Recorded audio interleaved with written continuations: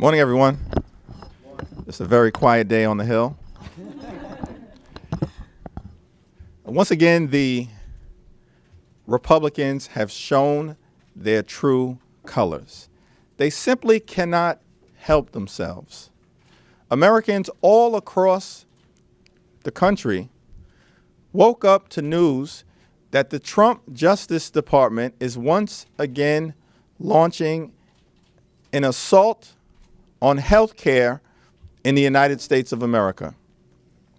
The Republicans want to take away health care from tens of millions of Americans again.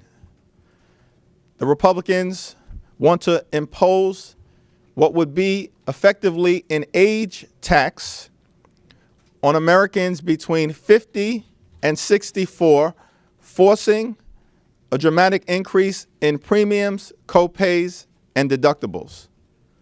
Once again, the Republicans want to strip away protections for Americans with pre-existing conditions. They simply cannot help themselves.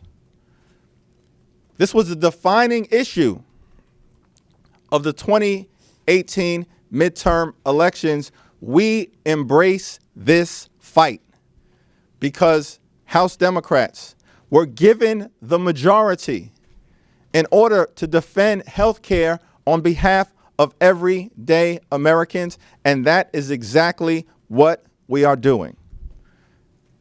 Later on this afternoon, Chairman Frank Pallone, Chairman Bobby Scott, as well as other members of the House Democratic Caucus, including Chairman Richie Neal, will be introducing legislation to strengthen the Affordable Care Act.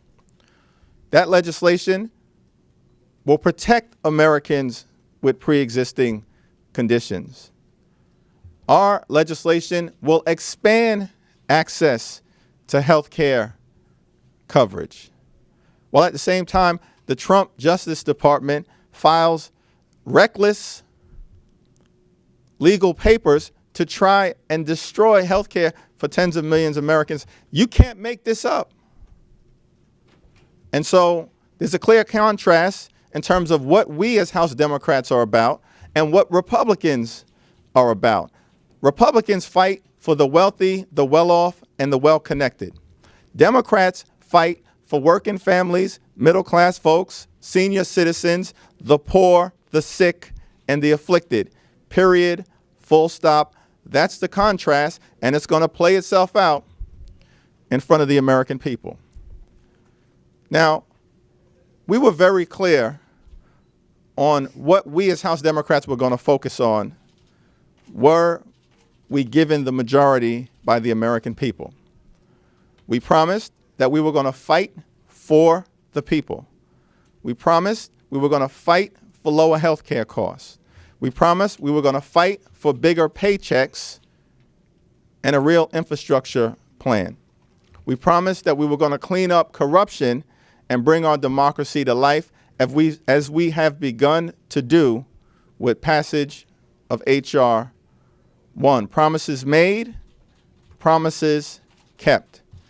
And in connection with our fight for bigger paychecks for all Americans, let me now yield to the distinguished vice chair of the House Democratic Caucus, my friend from the Commonwealth of Massachusetts, Katherine Clark.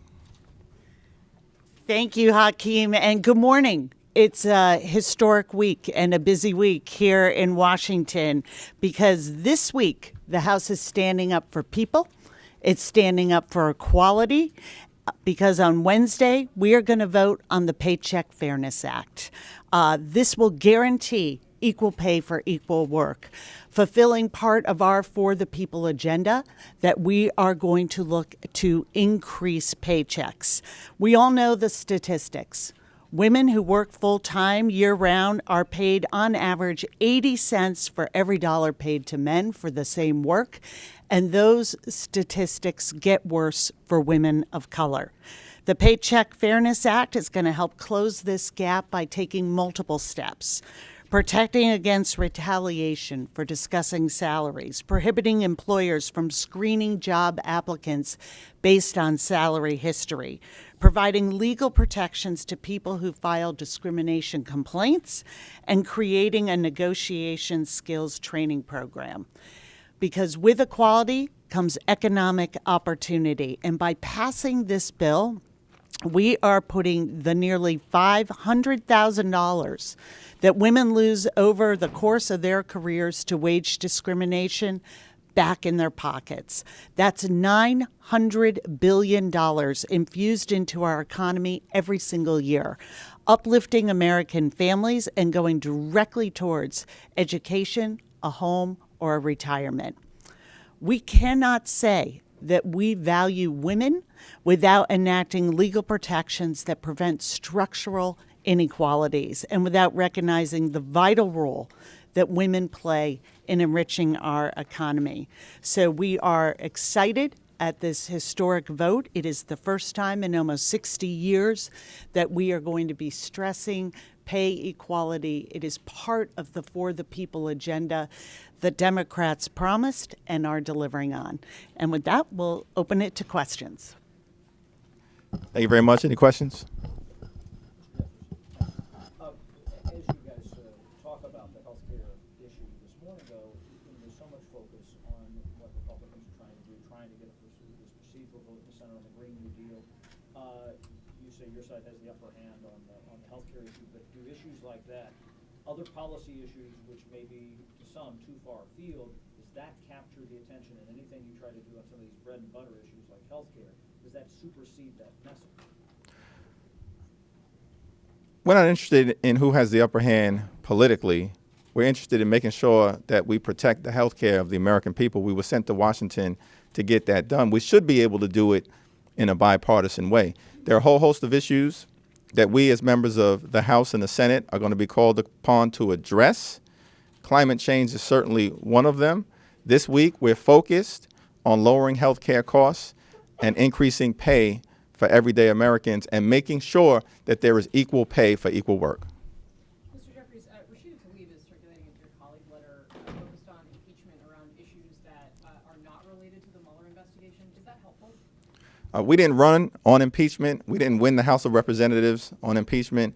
We're not focused on impeachment. What is clear is that the overwhelming majority of the House Democratic caucus want to drive our For the People agenda, which is why we're going to vote out of the House of Representatives this week the Paycheck Fairness Act, introduce legislation to strengthen the Affordable Care Act, continue to work on lowering the high cost of life-saving prescription drugs, and at some point enact a real infrastructure plan, not the fake one that Donald Trump introduced. The vote today to override the president's veto on the emergency declaration resolution, is that the end of the road for this fight if you guys don't have sufficient support to override it?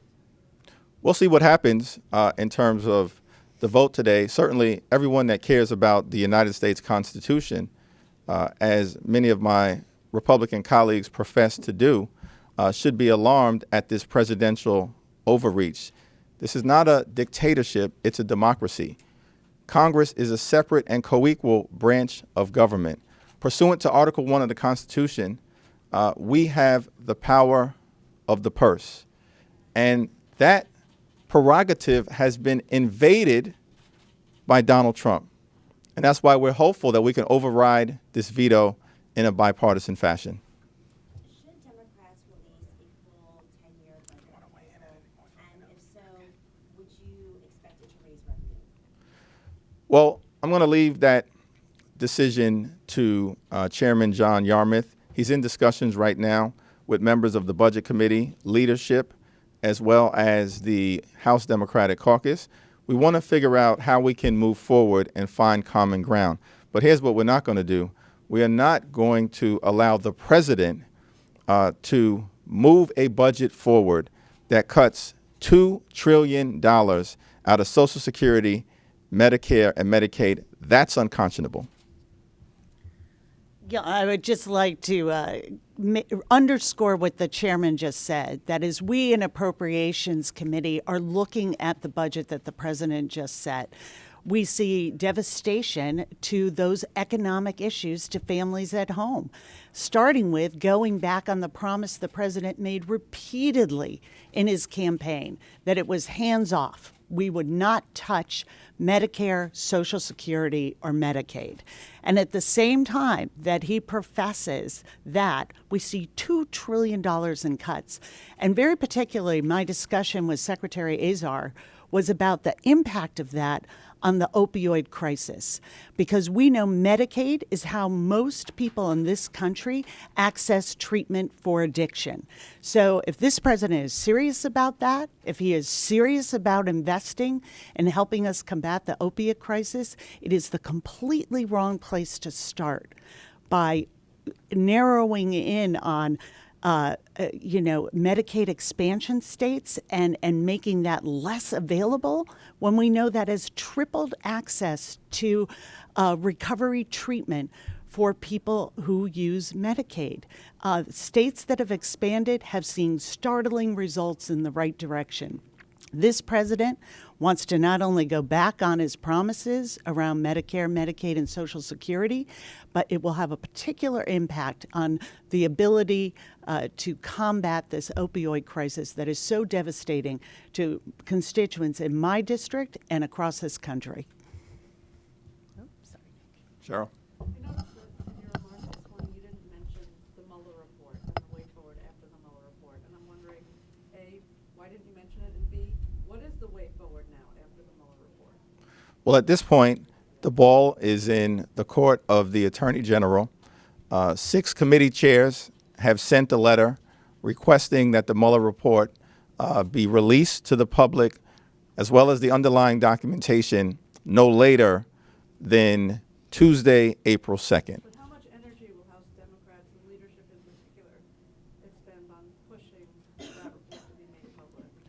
Well, I think as evidenced by the opening remarks that I delivered and as evidenced by the opening remarks that Vice Chair Clark delivered, we're going to continue to focus on the issues that are of importance to the American people. House Democrats are focused on kitchen, table, pocketbook issues involving lower health care costs and increased pay for everyday Americans.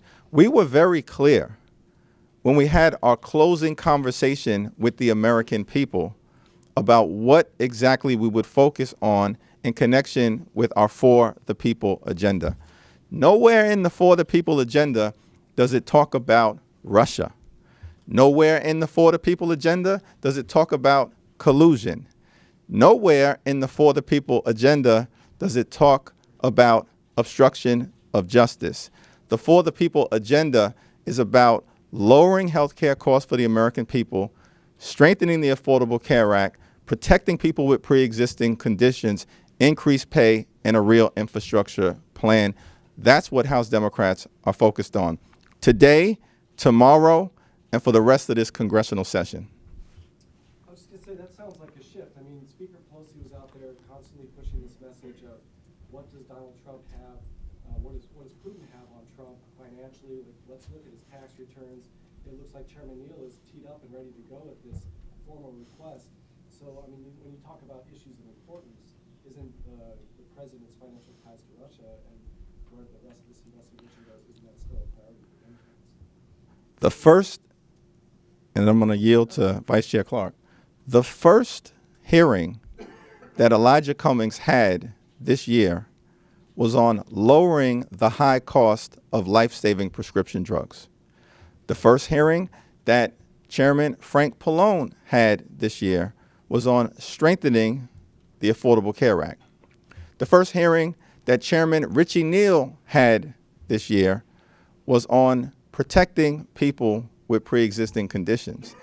In fact, Nancy Pelosi several weeks ago was very clear, indicating she ain't interested in this impeachment thing. And did House Democrats agree with her or disagree? House Democrats agreed with her perspective.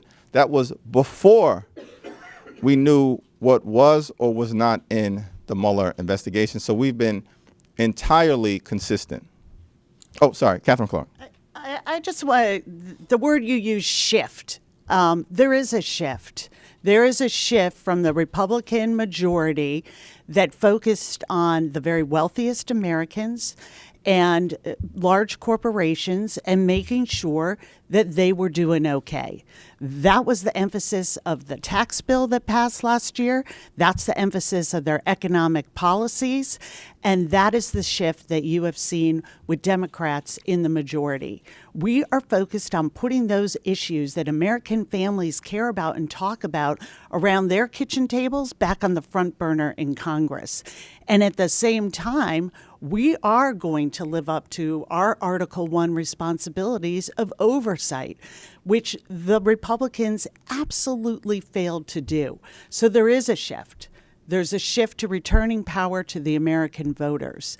There is a shift to concentrating on those issues that matter to their families and matter to their economics at home. That's the shift that's happening. That is a shift that we are unwavering from. I know what you obviously want to talk about. Are you worried that the Mueller investigation, Mueller report, and some of these other scandals and investigations are overshadowing the issues that you actually want to focus on? And are you concerned at all that that might make it harder for this to break through with voters? No. Why? So over the last 2 years, there was a lot of emphasis by some on the Russian investigation, its implications. In many cases, that's all you would see on certain outlets. But we, as House Democrats, focused on protecting people with pre-existing conditions, lowering health care costs, and our candidates all across the country were talking about kitchen table, bread and butter, pocketbook issues, while some in this town were obsessed with the Russian investigation. Now, based on that precedent, you would expect there was no way we were going to be able to break through in district after district after district and win control of the House of Representatives.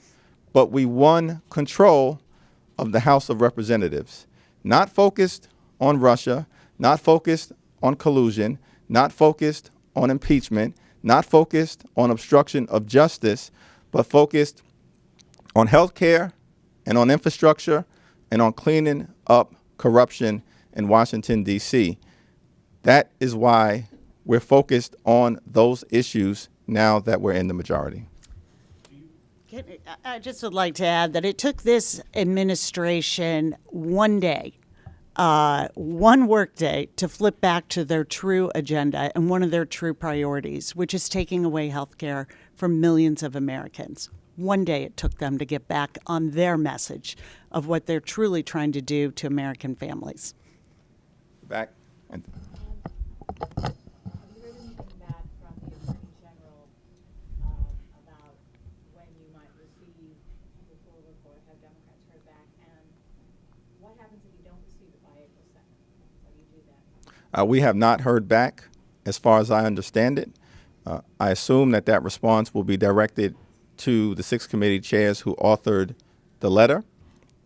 We'll see what occurs. We're all hopeful that, consistent with the overwhelming public sentiment of the American people, the full and complete Mueller report will be released by April 2nd. The House voted 420 to 0 to publicly disclose the Mueller report. The president has said repeatedly the Mueller report should be disclosed. The overwhelming majority of the American people, including majorities of Republicans, Democrats, and independents, have said the Mueller report should be disclosed. We expect that the Attorney General will disclose it no later than April 2nd. You and the Judiciary Committee had talks with each other, with DOJ, about scheduling testimony for General Barr or Special Counsel Mueller. Do you have any sense of what time frame you'd like? I think the first step, as Jerry Nadler has indicated, is to receive the report, and then we'll proceed thereafter with the possibility of testimony from the Attorney General, from the Deputy Attorney General, or others who may be relevant, consistent with our oversight responsibilities. Go to the back. Yeah, so after the veto override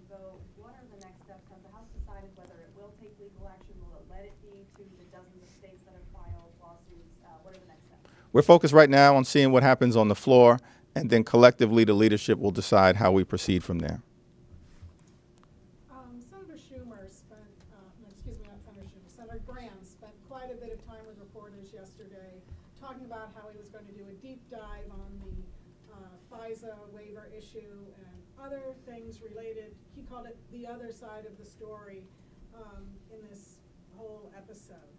How do you see that playing out for Democrats? Are you concerned that there could be a very focused effort on the Democratic side of thing and how this investigation got started in the first place? Just what do you think about that?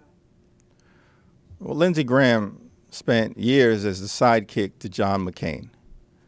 And then Donald Trump gets elected, and Donald Trump continues to bash John McCain in reprehensible ways. And Lindsey Graham on the issue is in the witness protection program.